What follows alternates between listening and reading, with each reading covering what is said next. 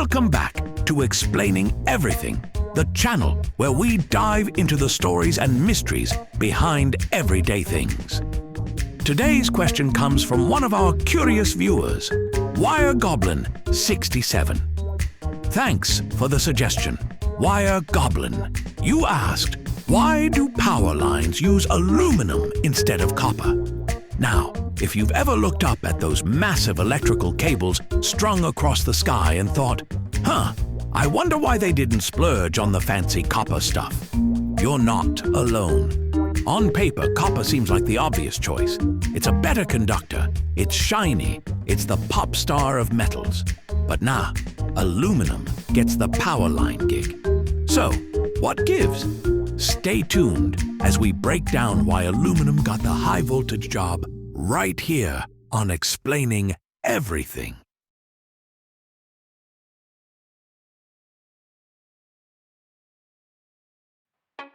Let's start with the basics. Copper is a better electrical conductor than aluminum. That's a fact. If electricity were a race, copper would finish first, drink a smoothie, and still have time to judge aluminum's form. So why not use it? Well, let's say you're stringing thousands of miles of power lines across mountains, rivers, deserts, and angry suburban neighborhoods who hate new poles. Do you really want to use a metal that's super heavy and super expensive? Because copper is both. It's like hiring a bodybuilder to run marathons. Yes, he's strong. Yes, he can probably lift a bus. But lugging all that weight across long distances, not ideal. Same thing with copper. It's dense, it's costly. And when you multiply that over an entire power grid, suddenly you're asking your electric company to take out a second mortgage just to keep the lights on.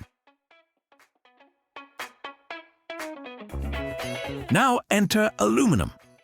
Not quite as conductive, but way lighter, like half the weight of copper. This is a big deal. Think about power lines. They're suspended across giant towers or poles.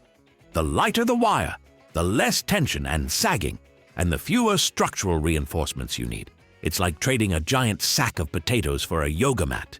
Easier to carry, easier to install, fewer back problems for everybody. Plus, aluminum is cheaper. Way cheaper. So even though aluminum has only about 61% the conductivity of copper, engineers just make the aluminum wires a bit thicker. And just like that, problem solved. You still get efficient transmission, and you don't have to rob a bank to afford it.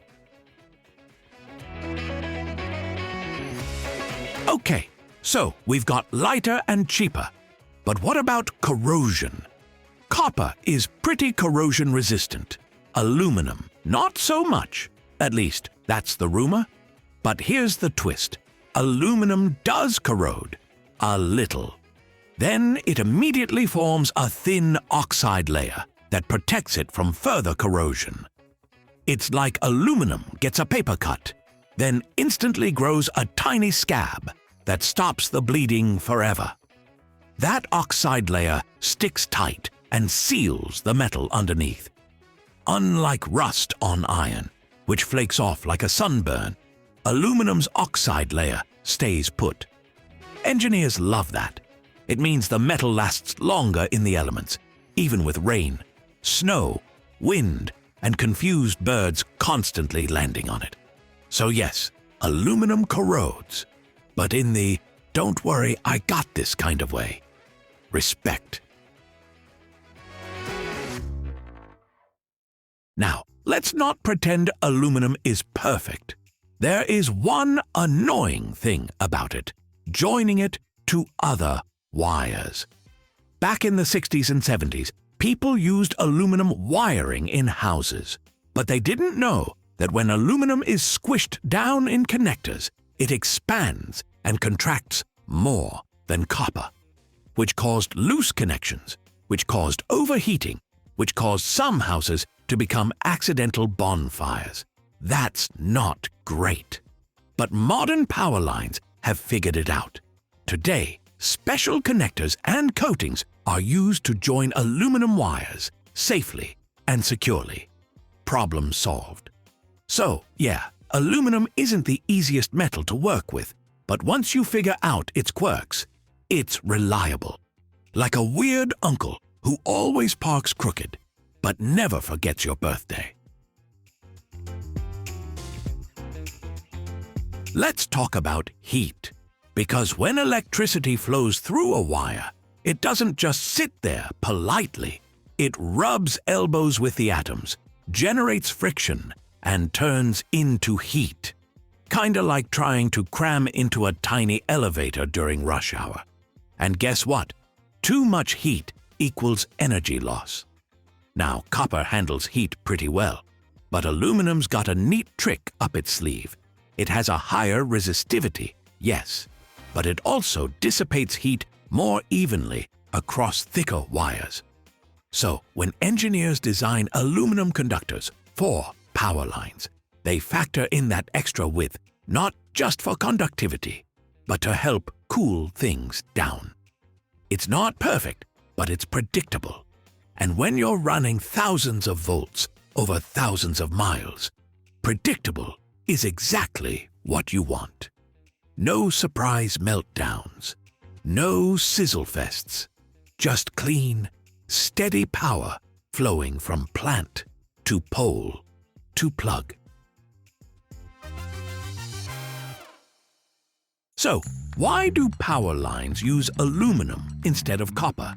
Because aluminum is lighter, cheaper, corrosion-resistant in a cool sci-fi way, and works just fine if you make it a little thicker. Copper may win the conductivity contest, but aluminum wins the don't bankrupt the entire grid contest. And that one matters a lot more. In the end, aluminum may not be the flashiest, but it's dependable, practical, and makes the entire electrical system affordable for everyone. Not bad for a metal that used to be considered trash until the 1800s. If you enjoyed this breakdown, don't forget to like, subscribe, and hit that notification bell for more electrifying videos like this one. Also, if you have suggestions for our next video, feel free to share them in the comments below. We'll be sure to give you an acknowledgement for your contribution. Thank you for tuning in, and join us next time here in the channel that answers all the why, what, who, where, and how questions you've always wondered about, here on Explaining Everything.